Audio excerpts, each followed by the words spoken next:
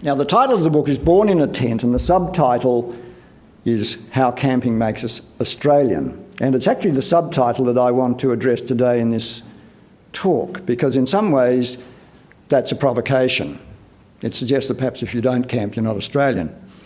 And that's certainly not my intention, to raise that concern or anxiety in people's minds. But I do want to argue that camping does have a role in giving rise to some of the values that most of us right across the political spectrum tend to still embrace as identifying Australians. And I want to try out an idea on you that I want to sort of pitch an idea in a sense and see if it stands up. That is trialled in the book in a way, although it's not the main subject of the book. But it's this idea that perhaps in the history of camping, we can find that elusive foundation story that has so far proved very difficult to articulate for settler Australians in particular. In the course of my work, researching and thinking about camping, it's become apparent to me that it does actually potentially have that possibility if we want a foundation story.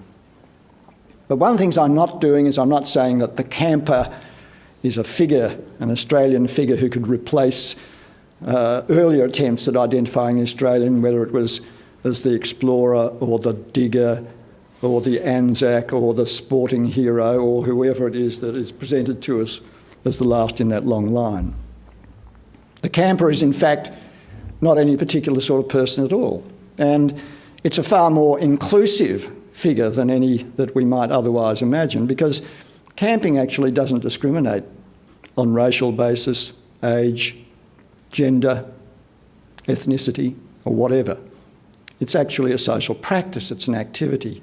It's not a particular sort of person. And one of the things that occurred to me, or one of the things I discovered in the course of writing the book, was that across the history of Australian camping, all sorts of people camped, from all classes, and women certainly camped almost as much as men. It is not a man thing at all.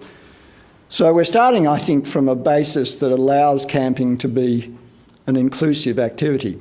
Now, when I started writing the book, I imagined that what I would be writing was a history of holiday camping, the sort of camping that we're all familiar with.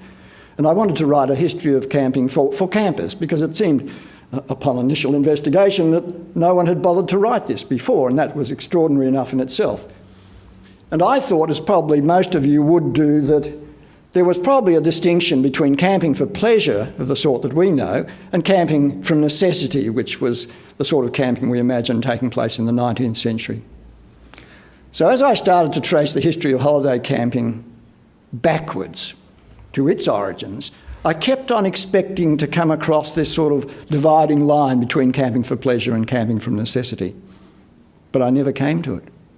And I went further and further back, and gradually holiday camping began to dissolve into the other forms of camping. And the other forms of camping, many of which you will be familiar with in a general sense, proved actually to be much more diverse than I had expected. So as I went back, of course, you come across the camping, the work camps, that you realise that during the 19th century and right up until the 1950s, the entire infrastructure of Australia, roads, rails, dams, pipelines, telegraph, bridges, hydroelectric schemes, built by campers. Canberra, our national capital, was built by campers over many, many years. You go and you look at the rural workforce servicing agriculture and the pastoral industries. Campers, of course, and these are among the most familiar sort of campers. But then you discover the middle-class campers, the campers associated with bushwalking, and particularly with natural history and the And those clubs, the natural historians who went out from the 1880s in particular, were very accommodating, encouraging of women joining their membership. And then, of course, you have the gold rushes. And that, of course, is one of the major camping events in the world. In the 1861 census in Victoria, Victoria being then the most populous colony in Australia, 1/3 of the population was still living under canvas. That's not at the beginning of the gold rushes, that's 10 years later. In the period after the gold rushes, you had the selectors, the land selectors going out. The land selectors began with tarpaulins and tents. And here we need to give rise to a common fallacy, the belief that perhaps people started with bark huts. Well, actually building a bark hut is quite a complex and difficult activity. And I certainly haven't tried it, and we have to assume that most of the people who came to settle on the land also had no idea how to build one. It probably would take you quite a while if you knew how to do it. Meanwhile, you've got to live in something, and that something was a tent or a tarpaulin. Going back before the land selectors, you come to the squatters. Squatters didn't start off in big houses, they started off in tents and under tarpaulins. In fact, one of the reasons they're called squatters is they just sat down in a place for a while. A station, after all, is just a stopping place. And then you go back to the explorers. Of course, exploration parties were camping trips on a massive scale. And what is very interesting there is when you read the accounts of someone like Mitchell, there's a very deep appreciation of camping. He really enjoyed it. And this is one of the things that I started to find as I looked at first-hand accounts as I went back from holiday camping, which we expect to enjoy, to camping from necessity, which we think of was probably a hardship, is that you discover that actually the pleasure of camping in Australia was discovered during the period when it was necessary. So this means that holiday camping goes right back into the mid-19th century. And see the first sort of tourist accounts of camping being written in the 1860s when the railways were getting going and so on. Camping was one of the things that was being encouraged. And that sort of camping was very much a middle-class activity. Then you keep going back and you get to, for example, the fact that early in the 19th century, before there was a network of hotels and places to stay, if you went for a journey of more than a day, you had to camp out overnight. So camping was just a part of ordinary travel. By the 1820s, you discover that camping out in the bush is regarded by people coming from England and elsewhere as a quintessential Australian experience. Now, if you go back even further, of course, we get back to first settlement of Sydney Cove in 1788. One thing we can be sure of, the campers at Sydney Cove did not enjoy camping. They hated it. And it's quite rather an interesting sort of thing that a nation which ends up as a nation of campers in a sense begins as a group of people who found it the most distressing experience. But we're often told the story, and I think most of us have probably digested it, that the camp at Sydney Cove was really a set of tumble-down huts that didn't work very properly. And there's a lot of stories about those huts, the attempts to build them and rebuild them. And the concentration on those huts, which were an attempt by Arthur Phillip to construct a sort of substantial settlement, have so occupied our vision that we've ignored what was actually the situation in which people were living. That for at least the first 2 years at Sydney Cove, people were living in tents. And that even after they built the huts were so bad they kept all the tents up, as Watkin Tench tells us. How many tents? Well, here's an interesting fact, and one that you don't often come across. When Arthur Phillip came to Sydney Cove, he brought 660 tents. These were real tents with poles, with ropes, with pins, as the pegs were called. Now, a lot of those tents were probably spares because he would have expected on the long voyage that they might have lost some. But nevertheless, by my calculation, we should assume that probably when they set up there, first of all, they probably erected between 200 and 300 tents. So the Sydney Cove actually looked like a campground. Right? And that's the image that you will not find because it has never been recorded. The only image we have of Sydney Coast showing tents is a distant view from out on the water, showing a few tents. You can count about maybe 30 scattered about.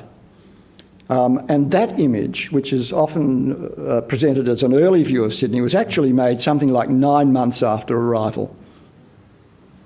Now, we know from the scattered written records that 2 years after arrival, they were still living there in tents. All right, so the history tells us that there were tents as an essential part of settlement right back to the beginning of the arrival of white people in this country.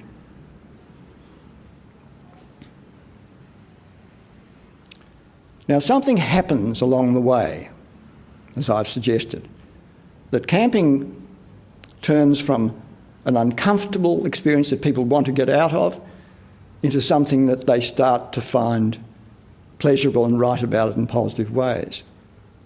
But curiously, in this story, particularly of 19th century settlement, the tents don't appear in the picture very much. And when you put the tents back into the historical picture, they change the story quite often. So that, for example, without going into any details, when you consider the goldfields not as a place where people were just digging gold, but where they were in fact camping, and that the camping life was the essence of social life on the goldfields, then it changes the story about how you might imagine situations like Eureka Stockade arose, because they arise out of a very intense experience of self-management. Now, the historians have never picked up on the importance of tents. Tents have generally been sort of just colour in historical accounts. But the people who did pick up on the significance of camping and of tents were the poets and the painters. And there is a remarkable range of material that has been still available, actually. Go online, look at Trove and so on. Bernard Smith actually suggested that the encampment scene was the most common scene in 19th century Australian painting. Poets, of course, picked up on the theme of camping. Henry Lawson was an avid camper and wrote in a very knowledgeable way about camping, spent a lot of time camping, but he's not the only one. Such is Life is a novel based on camping. The camp is the site of the national conversation. So in many ways, the camping became embedded in our national culture as something that represented what used to be called the Australian way. And to this extent, it is carried through into holiday camping, which today, even today, for those who are serious campers, has a quality of pilgrimage about it. We return to the same spot, and when we do, we make contact with the Australian earth, which was the experience that migrants have had, which helped to render them into Australians, so they understood the ground, the sky, the birds, the trees, the vegetation, and also to make a connection with Aboriginal Australia. And this is a story that can actually encompass that. Because in order to come and live in Australia, you had to learn how to camp. Australia is fundamentally a camping place. And this is why I suggest that if we want a foundation story that can embrace everything from Aboriginal beginnings through settlement to our present engagement with the country through camping, the story of camping is potentially the foundation story that we've been missing. Thank you.